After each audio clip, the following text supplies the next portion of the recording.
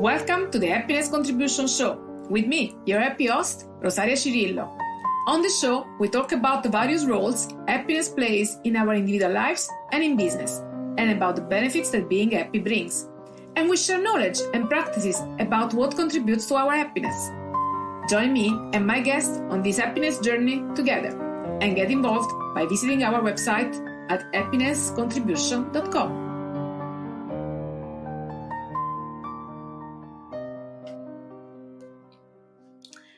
Welcome everyone to the Happiness Contribution Show. This is Rosaria, your host, Italian, living in the Netherlands since 21 years, this week actually.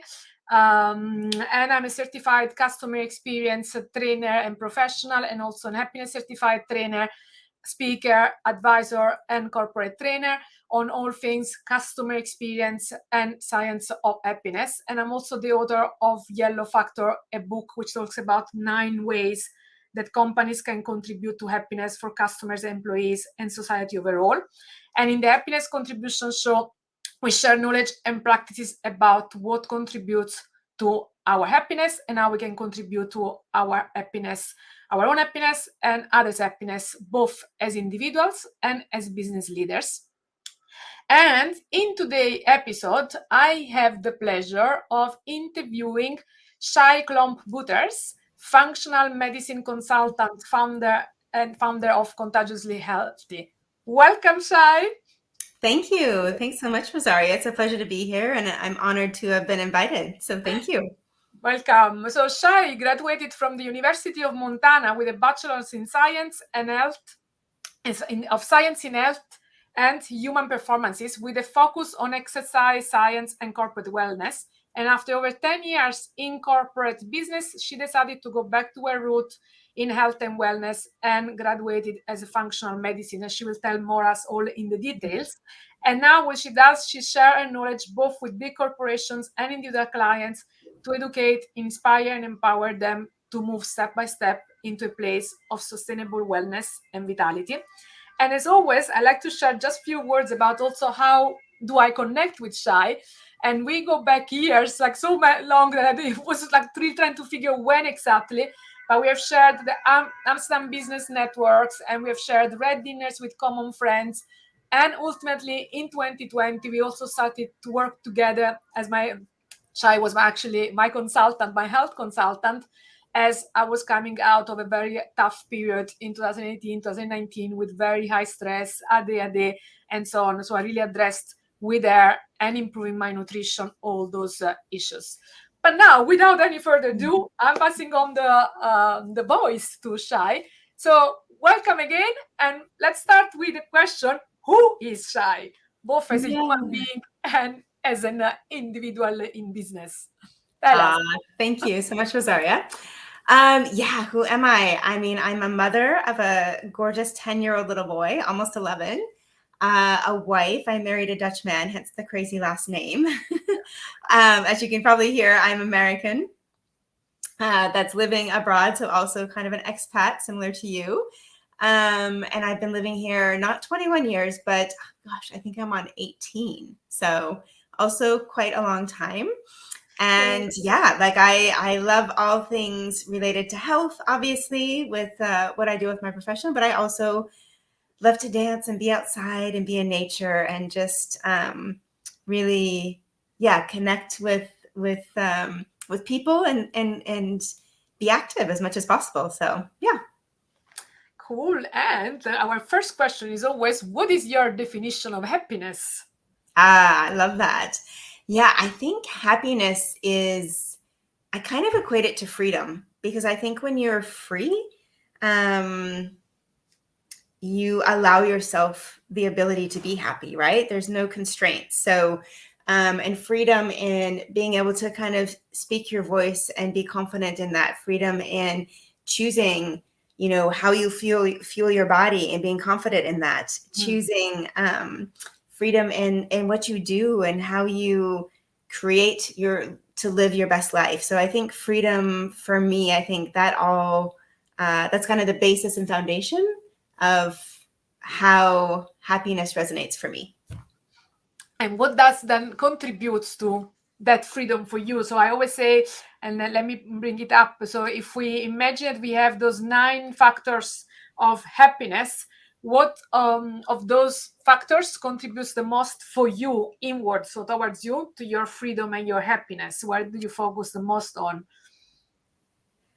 Oh, that's a great question. I love this. So I love these different petals. I would say probably foundational is health, right? Like our body is the only house that we will have forever.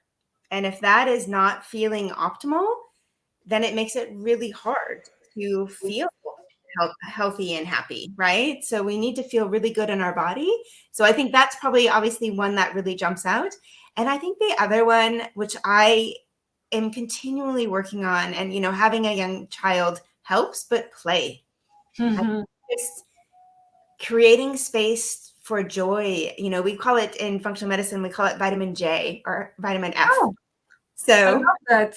Yeah, vitamin joy or vitamin fun, because that is part of overall health.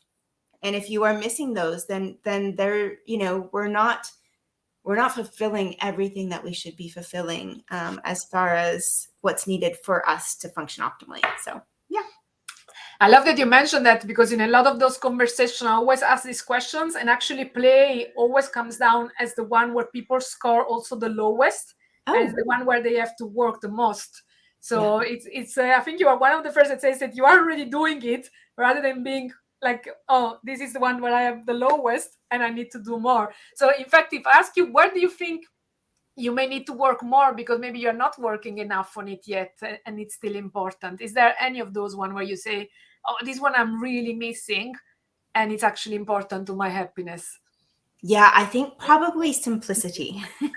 Simplicity, and I think maybe kind of slowing down is what I because I tend to be very active and very, I like to be doing multiple different things. And I think sometimes that is at a disadvantage of being able to really zone in and focus in and hone in on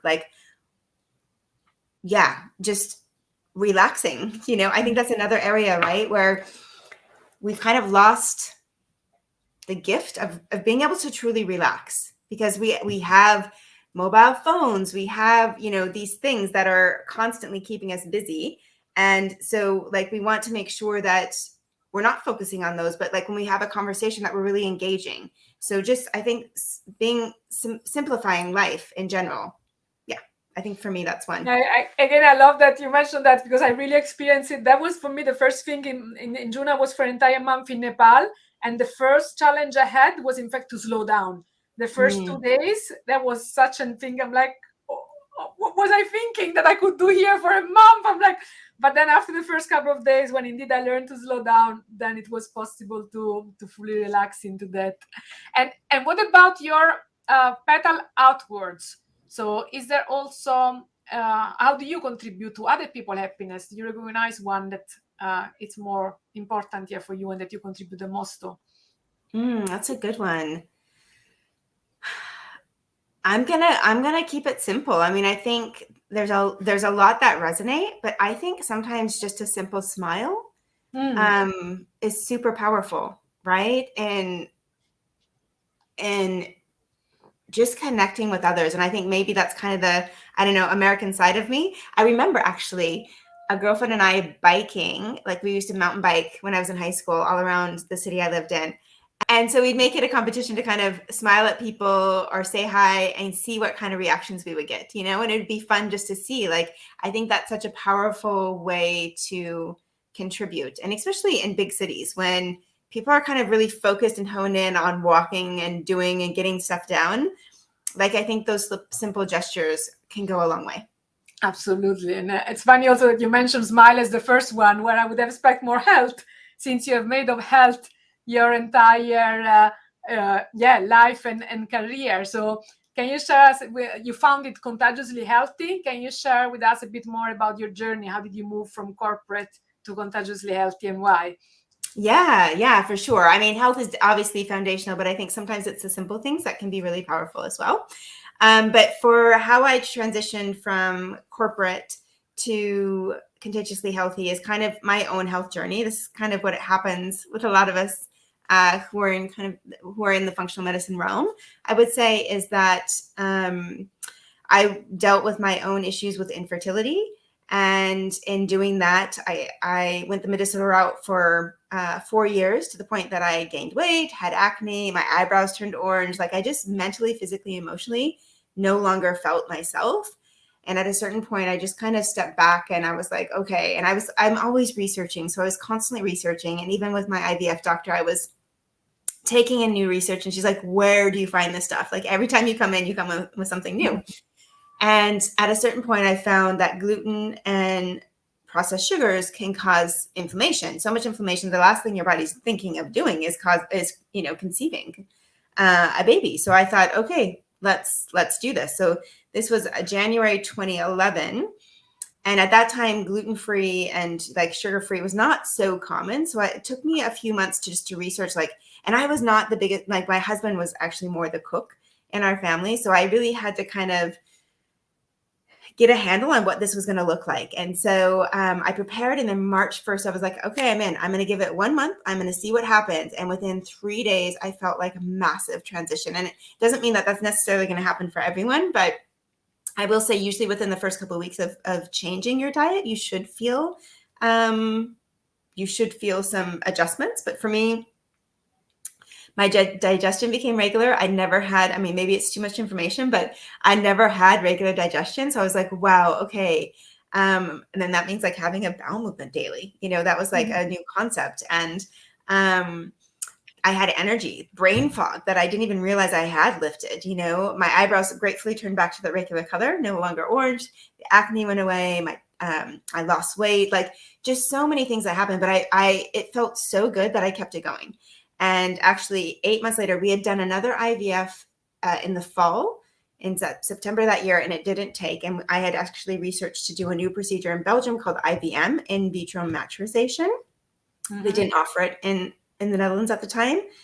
And so we went, and I had to check and see if I was of age to be able to do that, if my eggs were of good enough quality to do that. And they were. And so I was really looking forward to like getting started in January. And then we conceived naturally and had, so really powerful. And I think that just really reinforced like, wow, food is information.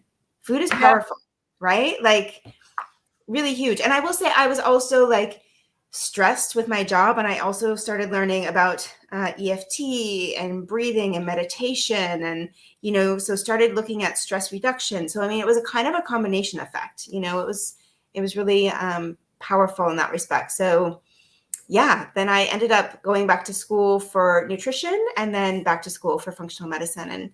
And in that, I actually, even with functional medicine, put my own asthma into remission. So I was on an inhaler and constantly getting sick, like probably 2 times a year. That would take me down for about 3 months. And I just was like, wow, this is not sustainable. And within 2 months of starting the school, I didn't tell anybody. Within 2 months of starting the school, I put my asthma in remission. I was off my medication. We traveled to the States. I didn't get sick. That was like unheard of. And I didn't say anything until 8 months later when I had my lung function test, and my doctor gave me a high five and said, "What did you do? You are showing no signs of asthma. Like, what did you do?" So yeah, so you're mentioning more often functional medicine. What is actually functional medicine? Can you share it with us? Yeah, great question. So functional medicine is really looking at the unique individual, your unique health history, because we all have our own health histories, right? Even if we grew up in the same household with a sibling, we still maybe have broken a leg or had different issues with our own unique health. So it's looking at your unique health history from birth to now. And then it's looking at any signs and symptoms that you've presented with, any lab work that you might have had done. And then it's looking at any, and then basically it's putting that all together to get to the root cause. And then using, I kind of map it out and map out the interconnectedness, what might be causing what. And then using nutrition, lifestyle changes, targeted supplements as needed, as well as maybe some lab testing, whether that be conventional or functional, to bring the body back into a state of optimal wellness and vitality. Excellent. And it sounds like you really managed to do that by applying it to yourself. And I can see we experienced together. So I went gluten-free as well while working with you. So I can validate also for me, it made a lot of difference in the status of inflammation. And funny enough, now again in Nepal, I got to experience for 1 month not eating meat while I'm normally a big meat eater. And I realized, oh my God, like just what you said, suddenly I felt so much more energy than I ever did. And I'm like, what does this do to my body? So it's really interesting how sometimes we don't take enough time to explore what does it change if we stop doing something and we just keep in our routine without even realizing how our routine impacts us. Do you see that also with your clients, that we tend to be stuck on our paths without ever trying to change them? Yeah, for sure. I mean, I guess I will say the people that I am blessed to work with are ready for change. Like they're coming to me because they're kind of tired of feeling this way, and they've experienced, like, they've tried lots of things. They've tried the conventional route, and I have the utmost respect for conventional doctors. I think they're amazing, and we are so blessed to have them, especially for serious accidents and things like that. But I think sometimes with the chronic illness or autoimmune disease, it becomes a little bit more challenging to navigate. And I think this is where functional medicine really shines, because we're really looking at the body and where there's inflammation, and where, if we're looking at lab values, we're looking at where we want to optimally be. And, when we're outside the reference range, that's where, disease is. So we want to make sure that we don't get there. And if we do, we want to kind of rein it back in. So it's really,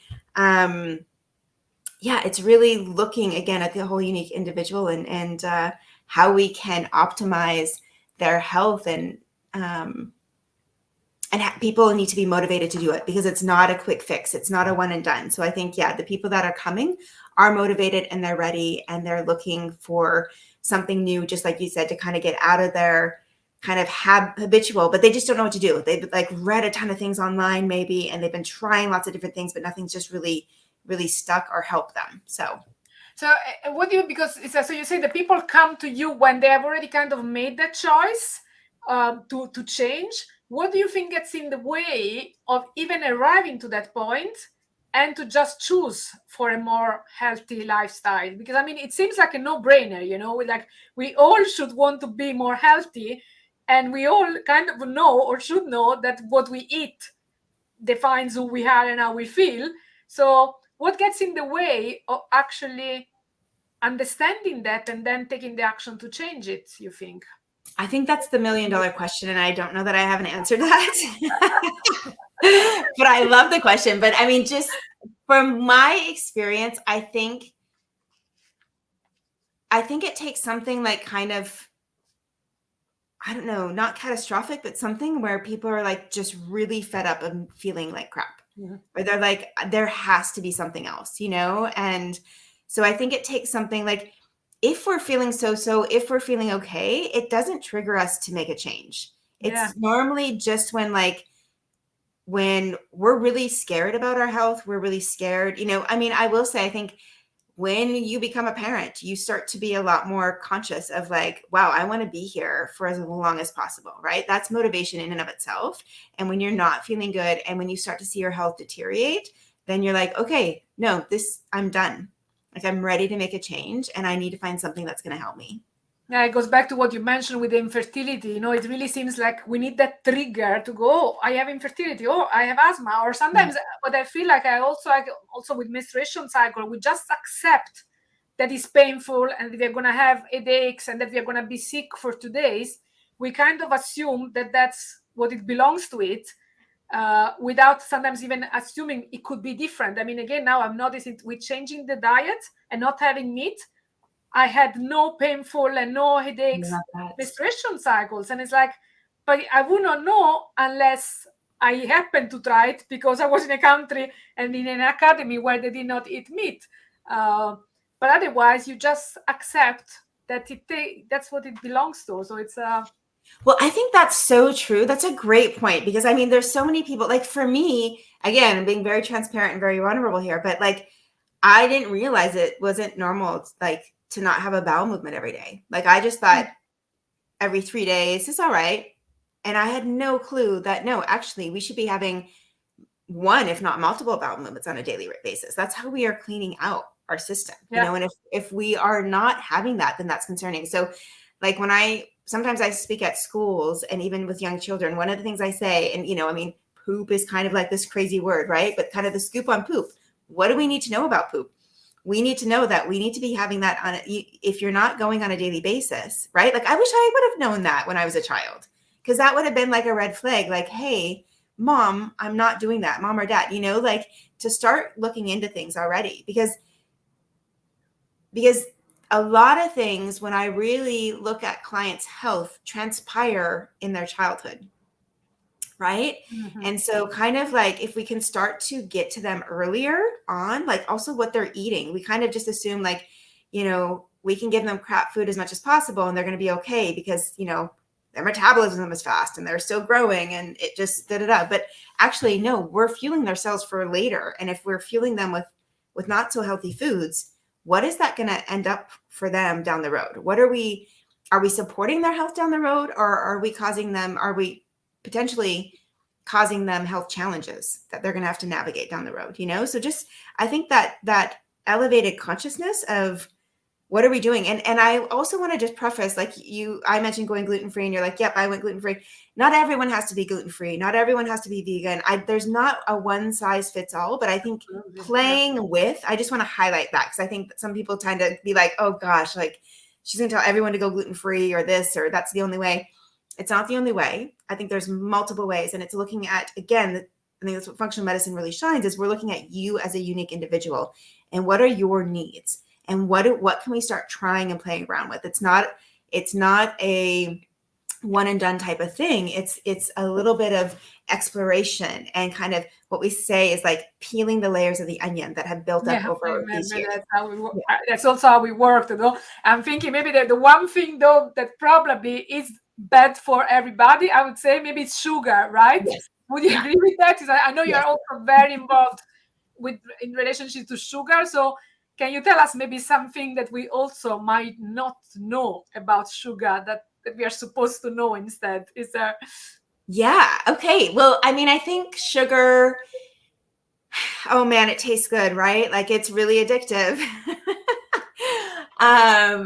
But I think we all know that sugar causes inflammation, right? Like I would hope that most of us know that sugar causes inflammation, right? And if we want to be reducing inflammation in the body, that's one of the areas that we need to start focusing on. So what I like to highlight about sugar is that there's natural sugars and then there's kind of refined sugars, right? So there's fructose, which can be found in fruit. But if it's found in fruit, then like an apple, like if you're eating an apple, then there's lots of fiber in the apple. There's lots of vitamins. There's lots of minerals. There's nutrients, right? So as you eat that apple, basically about 80% of that's going to be taken up in the digestive tract and like used. And usually only about 20% gets to the liver. And the liver is where we, you know, filter, detoxify, kind of remove the sugar that we don't need out. And if then it's stored as it's stored in the body as glycogen. So that will, you know, we need it. Like if we need it for energy later, then we have some. Now, if we're having a Coca-Cola, for instance, what happens is that none of that is taken up in the body. We call this a nutrient deficient food. There's no nutrients in it, none. So what happens is that goes straight to the liver, 100% to the liver. And the liver's like, whoa, okay, I got a lot of glucose here. Like I got a lot of sugar. I got to figure out what do I need to do with this, right? And so it's like, okay, I'm going to get rid of some. I'm going to store some. I still got a lot to do with, right? To deal with. So then it's going to store that as adipose tissue, right? It's going to go in and store that as fat. So, you know, if we're trying to lose weight, if we're trying to reduce inflammation, we got to be really conscious about what kind of sugars we're bringing in. And, you know, even the World Health Organization says we should have maximal 6 to 9 teaspoons of sugar on a daily basis. On average, this is a study from 2015, so it's a little bit dated now, but still not so old. In the Netherlands, they have on average 25 teaspoons. Wow. Yeah. And then it's like I mean, I think when we look at what gets in the way, it's like if I look, like sugar is everywhere. It's like if you go to the supermarket, any product that you try to buy, if you look, sometimes even in the ham, I'm like, why? Why on earth would you need to put sugar in the ham? Don't put sugar in the ham. Why?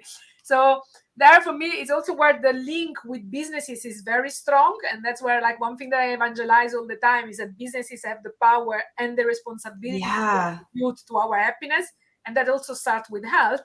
So it's like, again, maybe it's a 1 million, not billion question. It's like, why is it that you think that businesses are still putting so much sugar into everything possible? And is there anything that we can do as consumers or as leaders in the company to reduce that and to, I don't know, challenge the status quo and make more people aware that sugar is bad? Why are we just damaging ourselves? Why? Yeah, I love that question for sure. I think there's some true champions. Robert Lustig, he's done a great video. You can find it on YouTube. I think it has like over 3 million views or something. And it's all about kind of sugar and what it does in the body. And some of it is a bit scientific and a bit involved, but I think on average, like, you know, the average person can go and watch that and feel really inspired to make a change. Why is sugar in everything? My personal opinion is that politics are playing a big role, right? Like people are getting paid to put this in their products. So there's like this kind of good old boys, good old girls club, right? But I say kind of good old boys club where they're like, yep, especially in the States where it's high fructose corn syrup, and that is in everything. And that is really, really, really harmful to the body. And we know that. But it's in the bread. It's in a lot of different things. So also, like you say, in the Netherlands, it's in ham. It's in like if you really start being conscious and reading labels, you'll be shocked at what, you know, yogurt. I went into like the Albert Heijn's actually and did some kind of, I called myself a sugar hunter and went in and kind of looked at cereals and the quantity of kind of sugar in cereals and recommended healthier options as opposed to like the high sugar content. Also yogurt, people are like, oh, yogurt's so healthy. There is some stuff out there that is really not healthy. You know, that's kind of highlighted and marketed as being healthy. So marketing can be really creative. There's also I think now over 100 different names for sugar, right? They're renaming it because when we label something, basically the quantity of what the majority of the product is made of, like the highest quantity has to be listed first. So what they normally do, like if it's wheat and then sugar and then, you know, whatever's in like a baked good, let's say a muffin, right? So maybe they say wheat and they say cocoa powder and they say da-da-da, and then they put sugar. They put like glucose or I don't know, glucose syrup or, you know, something. But then maybe they name sugar. They put 3 different types of sugar in it. So then that quantity is less.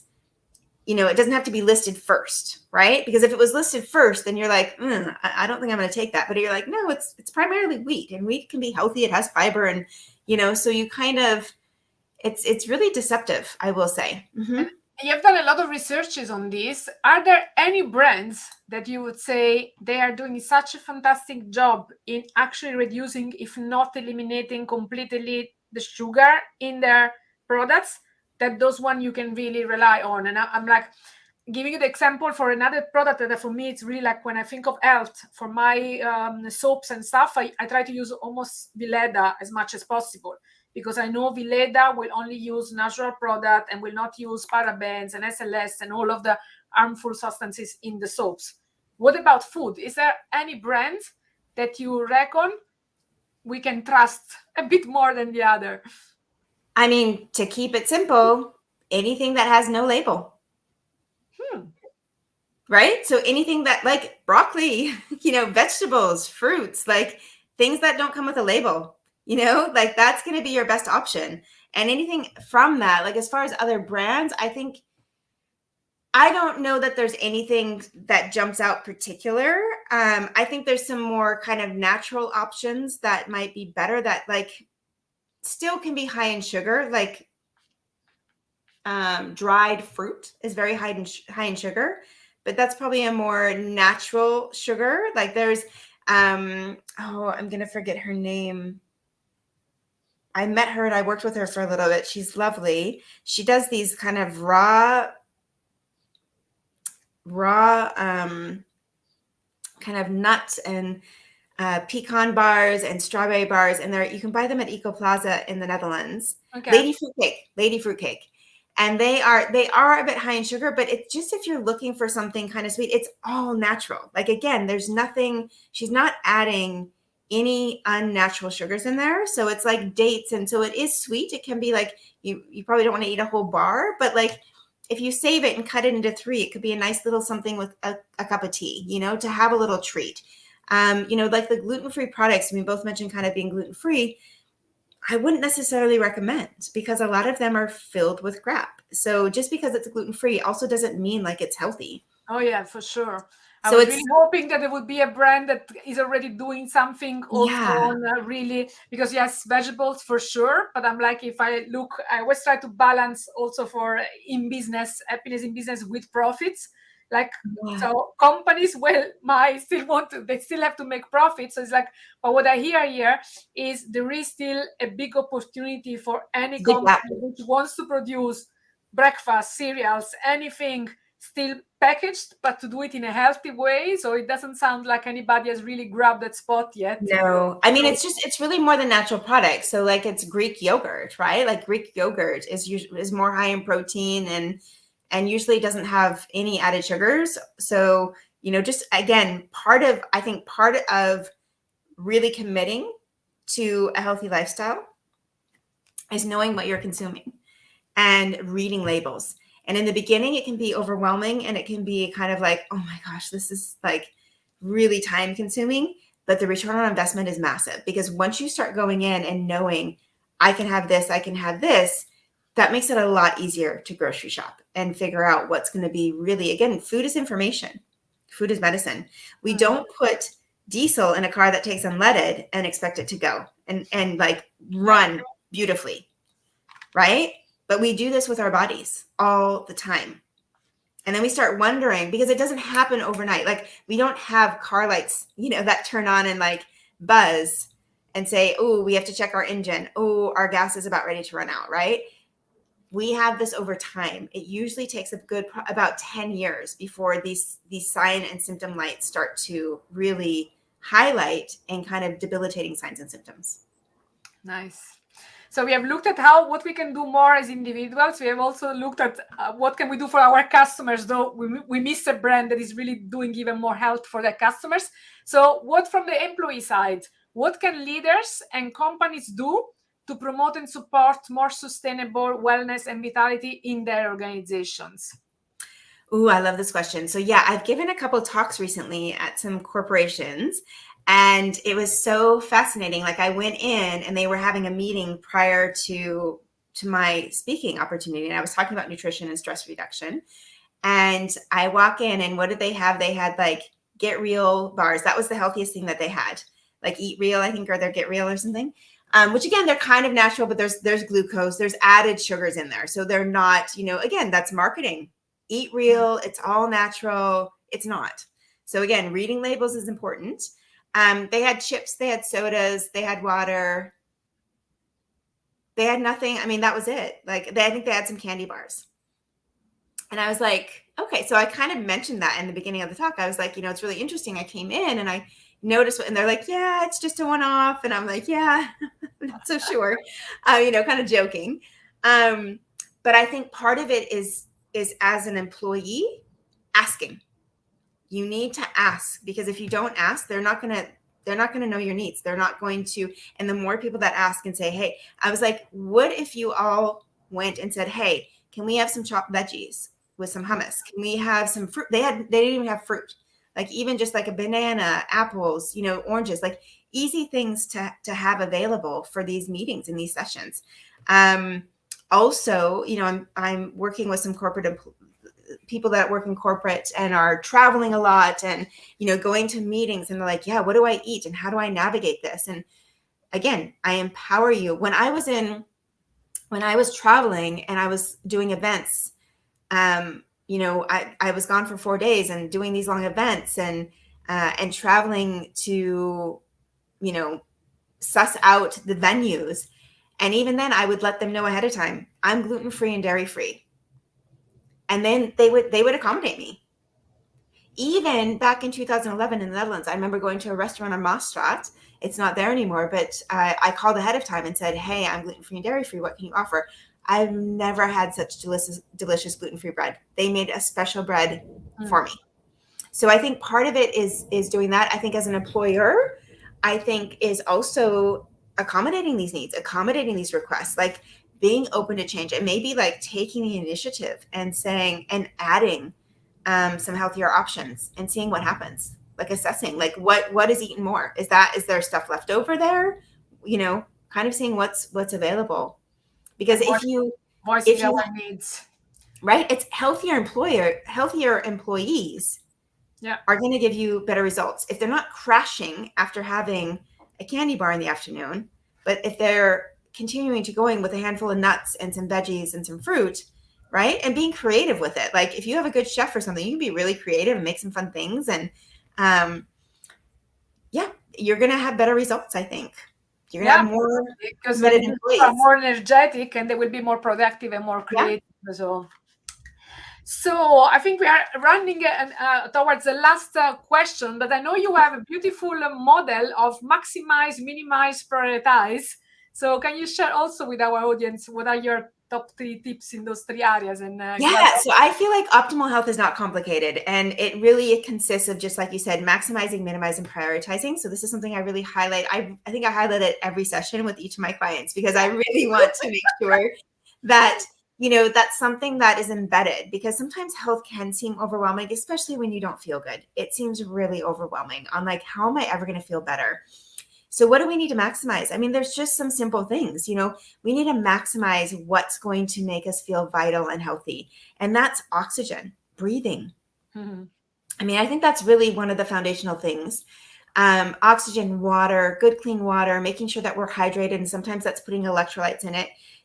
A simple way to do that is just adding like a 4th teaspoon of like sea salt or Himalaya salt to water in the morning, maybe a little bit of lemon or lime, stir it up, and that's going to replenish your electrolytes. So that's really good to make sure that you really are feeling hydrated. A way to know that you're not feeling hydrated is maybe a dry mouth, your teeth sticking to your gums or your lips kind of sticking to your teeth, things like that, maybe a swollen tongue.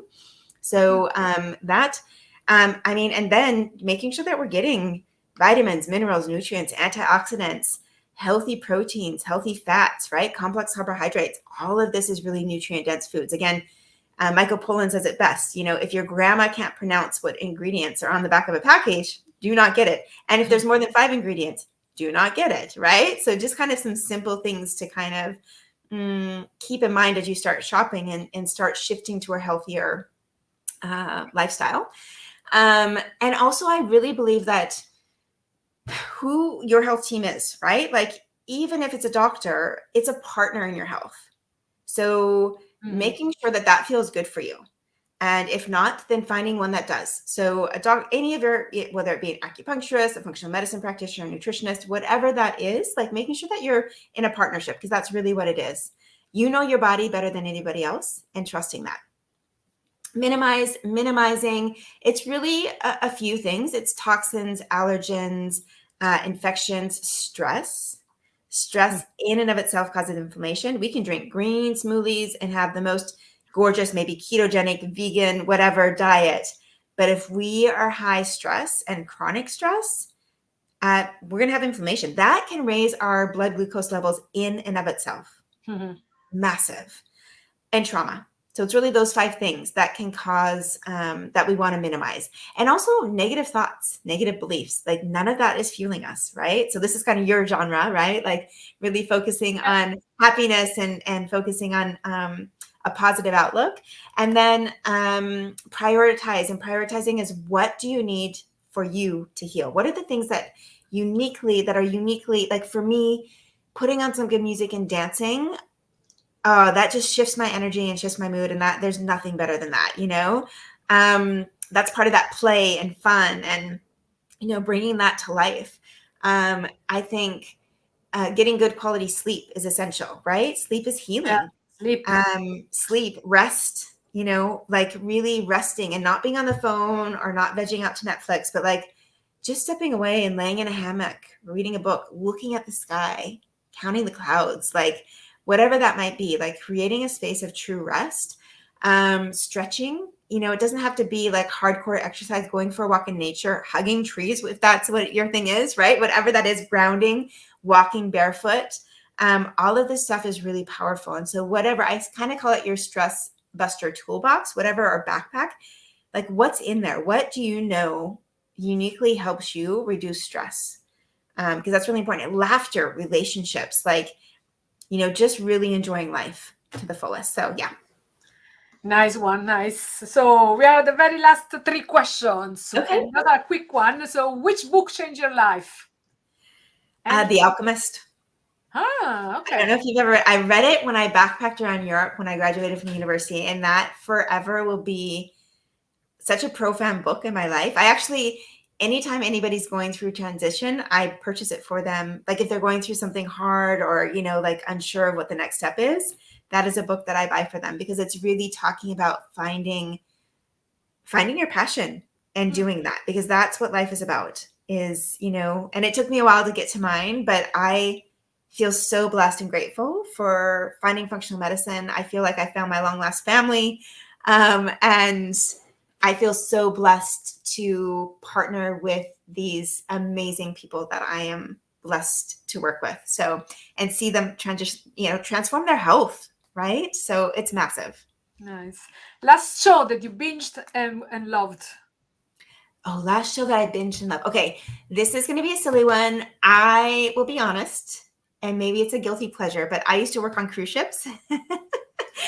And so I love the Below Deck series. I don't know this one at all. Say it again. Yeah, it's called Below Deck. It's really like they're like work on yachts, and so it has nothing to do with health at all, but it's just kind of my little, like, you know, I don't know, secret little binge. But because I worked on cruise ships, I think it's quite fun. So yeah. Fill in the blanks. Happiness contribution to me is. Ooh, happiness contribution is, like I said, I think health, having good quality health is freedom. And I think that equals happiness. So is happiness contribution is transforming, like partnering with people to transform their health so that they feel optimal and vital and truly can enjoy life to the fullest. Thank you. Any final golden nugget that you want to share with our audience? No, I mean, I think we've covered a lot of ground. I think probably the biggest thing is just, you know, if you don't feel optimal, if you don't feel vital, if you kind of feel hopeless, I want to implore you that there are options, and to reach out and look for them. It doesn't have to be me per se, but just, you know, functional medicine, I think is kind of this up and coming, really powerful, science-based, rigorous opportunity to transform your health. So yeah, that's what I would say. And if people do want to reach out to you or have questions, where can they find you and how can they best reach out to you? Yeah, so my website is contagiously-healthy.com. So you can reach out there, and I have a contact form that you can fill in. I also have like a Facebook page, Contagiously Healthy, and Instagram. So those work. And you can email me, and I offer a complimentary 15-minute intake session. So just, you know, if you have questions or this piques your interest and you want to learn a little bit more, or maybe you're dealing with some challenges and you're like, I don't know if you could help with this or not, I invite you to reach out. Excellent. And we will put all your details in the show notes. So that was all for today. Thank you, Shay. Any final thing? Just thank you so much for this opportunity and for what you do so gorgeously, and bringing this kind of happiness and this, you know, radiating energy to all who know you. So thank you. Thank you so much. And then thank you everybody for listening. That was all for today. This was the Happiness Contribution Show. I am Rosaria and I'm committed to bringing more happiness into the world, one customer and one employee at a time, by empowering companies to achieve growth, productivity, and profits by cultivating happiness. If I can be of any help or support for you or your company with my advisory trainings, sessions, or programs, I would love to hear from you. So get in touch. In the meantime, keep following our podcast, taking care of your well-being, and connecting and radiating from the heart. Thank you all, and until next episode.